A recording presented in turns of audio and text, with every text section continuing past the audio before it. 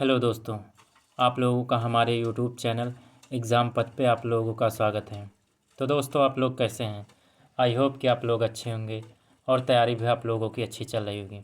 तो दोस्तों, हम लोग टैक्सेशन का प्रैक्टिस सेट कर रहे थे। आज तीसरा प्रैक्टिस सेट है। यह प्रैक्टिस सेट बहुत ही इम्पोर्टेंट है।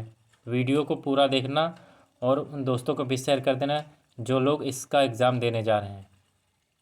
तो चलिए, ज़्यादा समय ना गंवाते हुए वीडियो को स्टार्ट करते हैं। पहला क्वेश्चन है, कर योजना निम्न के द्वारा कर देयता को कम करने का एक तरीका है। ऑप्शन ए, विभिन्न छूटों के माध्यम से अधिनियम द्वारा प्रदान किए गए अधिकतम लाभ को उठाकर। ऑप्शन बी है, वास्तविक आय को रिपोर्ट नहीं करके। ऑप्शन सी, जानबूझकर आय या बिक्री दबाकर या खर्च को बढ़ाकर। ऑप्शन सी, अन्य देशों से होने वाली आय को दबाकर। तो कर योजना इसमें से पूछ रहा है कि निम्न के द्वारा कर देयता को कम करने का कौन सा एक तरीका है। तो विभिन्न छूटों के माध्यम से अधिनियम द्वारा प्रदान किए गए अधिकतम लाभ को उठाकर। ऑप्शन ए सही है, एक का ए सही। अगला क्वेश्चन नंबर 2। क्वेश्चन है, ई टीडीएस रिटर्न आयकर अधिनियम 1961 की किस धारा के तहत दायर किया जाना है? धारा 203, धारा 204, धारा 206, धारा 205। ई टीडीएस रिटर्न आयकर अधिनियम 1961 पूछ रहा है कि कौन सी धारा है जिसके तहत आप दायर कर सकते हैं। तो वह धारा ऑप्शन आपकी 206 के धारा के तहत आप कर सकते हैं। ऑप्शन सी सही है, 2 का सी। अगला क्वेश्चन नंबर 3। क्वेश्चन है, आयकर अधिनियम 1961 की कौन सी धारा उच्च शिक्षा के लिए ऋण पर ब्याज के संबंध में कटौती का प्रावधान करती है? धारा 80E, धारा 80U, धारा 80DD, धारा 80G। तो आयकर अधिनियम 1961 की धारा 80E के तहत आप उच्च शिक्षा के लिए गए ऋण पर ब्याज के संबंध में कटौती का प्रावधान कर सकते हैं। तो इसका सही आंसर है ऑप्शन ए, 3 का ए, धारा 80E के तहत। अगला क्वेश्चन नंबर 4। क्वेश्चन, निर्धारण वर्ष 2022-23 के लिए आयकर अधिनियम 1961 की धारा 194J के तहत कानूनी और पेशेवर शुल्क के भुगतान पर लागू टीडीएस की दर क्या है? 10%, 20%, 7.8% या फिर 5%। तो धारा 194J के तहत कानूनी और पेशेवर शुल्क भुगतान पर टीडीएस की दर पूछ रहा है कि कितनी होती है। तो 10% होती है। कितनी? 10%। ऑप्शन ए सही है, 4 का ए। अगला क्वेश्चन नंबर 5। क्वेश्चन है, माल की खरीद के लिए भुगतान किया जा रहे 51 लाख के भुगतान पर टीडीएस की कटौती की राशि की गणना करना है। और ये भी दिया है कि मान लें कि अन्य सभी शर्तें संतुष्ट हैं। 100 रुपये, 51,000 रुपये, शून्य या इनमें से कोई नहीं। तो 51 लाख के भुगतान पर टीडीएस की कटौती की राशि की गणना करना है। तो इसका सही आंसर है ऑप्शन ए, 100 रुपये। कितना? 100 रुपये। तो 5 का ए सही है। अगला क्वेश्चन नंबर 6। आयकर अधिनियम 1961 की कौन सी धारा अवसंरचना के विकास, संचालन, रखरखाव और उत्पादन, पारेषण, बिजली के वितरण आदि में लगे उपक्रमों या उद्यमों से लाभ और अधिलाभ के संबंध में कटौती से संबंधित है? धारा 80 JJA के तहत, धारा 80 IBA के तहत, धारा 80 IA के तहत, धारा 80 IE के तहत। तो इसका सही आंसर है ऑप्शन सी, धारा 80 IA के तहत कटौती के संबंध में ये धारा है। तो 6 का C सही है। अगला क्वेश्चन नंबर 7। क्वेश्चन है, यदि कोई अचल संपत्ति 18 जून को खरीदी जाती है तो खरीद विचार पर TDS जमा करने की नियत तिथि क्या है? 15 जुलाई, 31 जुलाई, 7 जुलाई या 30 जुलाई? यदि कोई अचल संपत्ति 18 जून को खरीदी जाती है तो खरीद विचार पर TDS जमा करने की नियत तिथि बताना है कि उसकी नियत तिथि क्या है। तो उसकी नियत तिथि 31 जुलाई होती है। कितनी? 31 जुलाई। 7 का D सही है। अगला क्वेश्चन नंबर 8। क्वेश्चन है, आयकर अधिनियम 1961 की धारा 80 RRB किसके माध्यम से आय के संबंध में सकल कुल आय से कटौती से संबंधित है? ऑप्शन ए लाभांश से आय, ऑप्शन बी बचत बैंक ब्याज से आय, ऑप्शन सी पेटेंट पर रॉयल्टी, ऑप्शन डी जैव अपघटन योग्य अपशिष्ट के संग्रह और प्रसंस्करण के व्यवसाय से लाभ और अभिलाभ। तो इसका सही आंसर है ऑप्शन सी।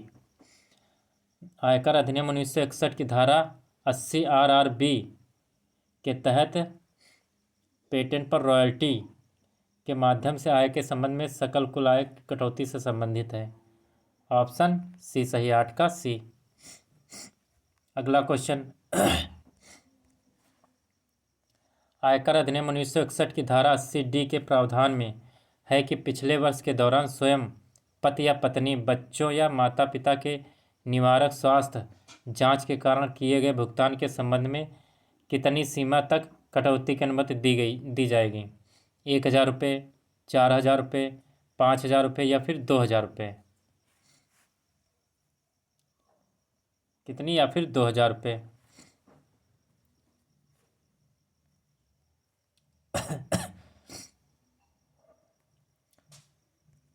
तो इसका सही आंसर है ऑप्शन सी, 5,000 रुपये।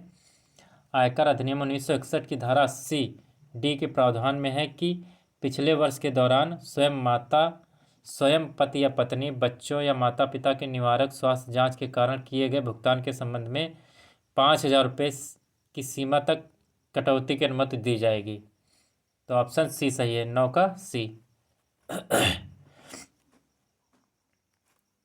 अगला क्वेश्चन नंबर 10। TDS पश्चात देय कर कितने से कम या इतना हो तो अग्रिम कर का भुगतान नहीं किया जाएगा? 2,000 रुपये हो, 20,000 रुपये हो, 15,000 रुपये हो, 25,000 रुपये हो या फिर 10,000 रुपये हो? तो TDS पश्चात देय कर 10,000 से कम या इतना हो अग्रिम का भुगतान नहीं किया जाएगा। ऑप्शन सी डी सही है, 10 का डी। अगला क्वेश्चन नंबर 11। क्वेश्चन है, उच्च शिक्षा के लिए गए ऋण के पुनर्भुगतान के लिए कटौती आयकर अधिनियम 1961 की किस धारा के तहत उपलब्ध है? धारा 80C, धारा 80D, धारा 80H, धारा 80E? तो इसका सही आंसर ऑप्शन डी, धारा 80E। उच्च शिक्षा के लिए गए ऋण के पुनर्भुगतान के लिए कटौती का आयकर अधिनियम 1961 की धारा 80E के तहत उपलब्ध है। तो 11 का डी सही है। अगला क्वेश्चन नंबर 12। अग्रिम कर का भुगतान न करने और स्थगन के लिए क्रमशः किस धारा के अंतर्गत ब्याज देय होता है? ऑप्शन ए धारा 234 और धारा 234C, ऑप्शन बी धारा 234A और 234B, सी क्या है? धारा 234A, 234B और 234C, और डी है 234A और 234C। तो इसका सही आंसर है ऑप्शन ए, धारा 234A और 234C के अंतर्गत ब्याज देय होता है। 12 का ए सही है। अगला क्वेश्चन क्वेश्चन नंबर 13 क्वेश्चन है संयंत्र मशीनरी या उपकरण के किराए के भुगतान पर TDS की दर कितनी है? 1%, 10%, 5% या फिर 2%। तो संयंत्र मशीनरी या उपकरण के किराए के भुगतान पर TDS की दर आपकी 2% है। कितनी है? 2%। ऑप्शन डी सही है, 13 का डी। अगला क्वेश्चन, क्वेश्चन नंबर 14 क्वेश्चन है धारा 80 GG के संबंध में कटौती प्रदान करता है। ऑप्शन ए कुछ फंडों और धर्मार्थ संस्थाओं को दान। ऑप्शन बी है राजनीतिक दलों या चुनावी ट्रस्ट के लिए कंपनियों द्वारा योगदान। ऑप्शन सी है एक निर्धारित द्वारा भुगतान किया गया किराया जो नियोक्ता से हाउस रेंट अलाउंस प्राप्त नहीं करता है। ऑप्शन डी है वैज्ञानिक अनुसंधान या ग्रामीण विकास के लिए। तो धारा 80 GG के संबंध में कटौती का प्रावधान करता है एक निर्धारित द्वारा भुगतान किया गया किराया जो नियोक्ता से हाउस रेंट अलाउंस प्राप्त नहीं करता है। ऑप्शन सी सही है, 14 का सी सही है। अगला क्वेश्चन, क्वेश्चन नंबर 15 क्वेश्चन है किस स्रोत पर कर के कटौती का प्रमाण पत्र होता है और कर्मचारियों की ओर से उनके नियोक्ता द्वारा कर की कटौती करने पर जारी किया जाता है। ये प्रमाण पत्र कटौतीकर्ता और कटौती करने वाले के बीच विभिन्न लेन देन के TCS विवरण प्रदान करते हैं। करदाताओं के लिए ये प्रमाण पत्र निर्गत करना अनिवार्य होता है। फार्म 16A फार्म 16 या 16A, फार्म 26A और लास्ट ऑप्शन है फार्म 26AS। इसमें बताना है कि कौन सा आंसर आपका सही है। तो इसका सही आंसर ऑप्शन बी फार्म 16 या 16A, 15 का बी सही है। अगला क्वेश्चन, क्वेश्चन नंबर 16 क्वेश्चन है इनमें से किस भविष्य निधि में प्रत्येक वर्ष कर्मचारियों की योगदान के संबंध में धारा 80C के अंतर्गत कटौती की अनुमति नहीं है। ऑप्शन ए है मान्यता रहित भविष्य निधि। ऑप्शन बी सामान्य भविष्य निधि। ऑप्शन सी वैधानिक भविष्य निधि। ऑप्शन डी मान्यता प्राप्त भविष्य निधि। तो इनमें से बताना है कि कौन सी भविष्य निधि है जो प्रत्येक वर्ष कर्मचारियों के योगदान के संबंध में धारा 80C के अंतर्गत कटौती की अनुमति नहीं देती है। तो मान्यता रहित भविष्य निधि जो है धारा 80 के अंतर्गत कटौती की अनुमति नहीं देती है। ऑप्शन ए सही है, 16 का ए। अगला क्वेश्चन, क्वेश्चन नंबर 17 क्वेश्चन है कर चोरी पर आयकर अधिनियम 1961 की किस धारा के तहत कितने का जुर्माना लगता है? ऑप्शन है धारा 269A 200% का जुर्माना। धारा 270A 200% का जुर्माना। धारा 271A 200% का जुर्माना। धारा 265A 100% का जुर्माना। तो कर चोरी पर आयकर अधिनियम 1961 की धारा 270A 200% धारा 270A के तहत 200% का जुर्माना लगता है। ऑप्शन बी कि धारा 200A के तहत 200% का जुर्माना लगता है। ऑप्शन बी सही है, 17 का बी, 270A।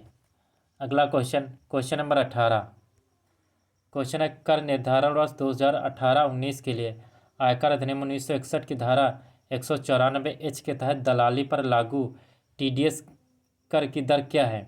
5%, 20%, 10% या फिर 15%। तो कर निर्धारण वर्ष 2018-19 के लिए आयकर अधिनियम 1961 की धारा 194H के तहत दलाली पर लागू TDS कर की दर आपकी कितनी होगी? 5%। कितनी? 5%।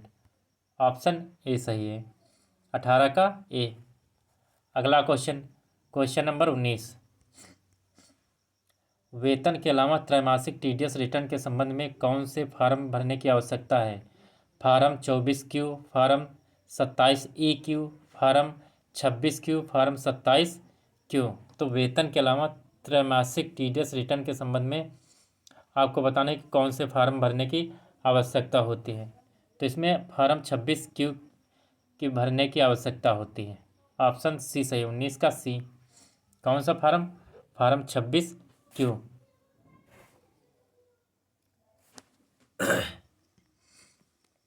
अगला क्वेश्चन नंबर 20। क्वेश्चन है धारा 203A के अनुसार आयकर महानिदेशक यानी सिस्टम को वित्तीय वर्ष में 31 जुलाई तक किस फार्म में TDS का स्टेटमेंट देना होता है। फार्म 26AP में, फार्म 25AS में, ऑप्शन सी फार्म 26AS में, ऑप्शन डी फार्म 25AP में। तो धारा 203AA के अनुसार आयकर महानिदेशक को वित्तीय वर्ष में यानी 31 जुलाई तक फार्म 26AS में TDS का स्टेटमेंट देना जरूरी होता है। तो इसका सही आंसर ऑप्शन सी, 20 का सी सही है।